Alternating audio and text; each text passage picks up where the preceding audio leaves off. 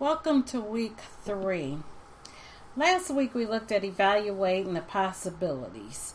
What are some of the advantages and disadvantages of using technology? We looked at health issues that are of great concern.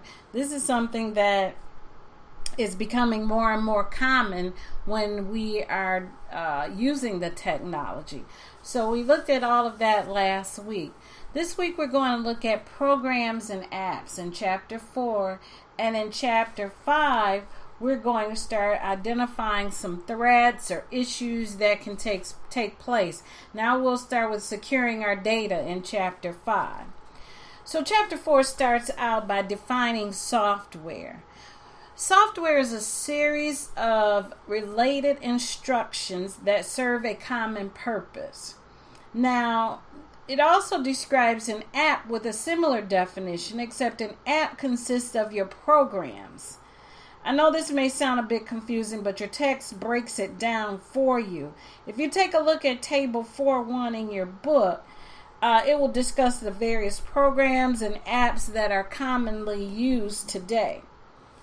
The key to understanding where and in what situations do we use our technology is very important, and Chapter 4 kind of leads us into that direction of how we do that.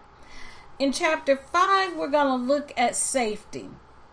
What safeguards we need to put in place to protect ourselves. We're also going to talk about backing up data. Data is something that needs to be protected and supported. You'll hear that quite often even throughout this course. What would happen if the computer failed to work? What is your contingency plan? A lot of times businesses, they may have a nightly backup, weekly backup, but there is some sort of backup to back up all of their information. Backing up data is a safeguard so that you don't lose any information. In this chapter, we are also going to discuss wireless technology and how it works. How do we secure wireless technology? Also, with the day of cloud computing, most of you have used the cloud in some form of a matter with social media. All of these things we're going to talk about. How do we secure ourselves? How do we protect our privacy? The last thing Chapter 5 is going to discuss is some legal issues.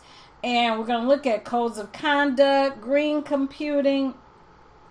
There are some times that we put things in place for the protection as well as for ourselves and for others. So we have to do that. So when it comes to data and relationships and ownership of data, you have to be very careful in understanding how you can use others' data that you may or may not find on the internet, because there are some ramifications that take place if it is not done properly. With that being said, I will see you in the classroom. Welcome to week 3. Last week we looked at evaluation.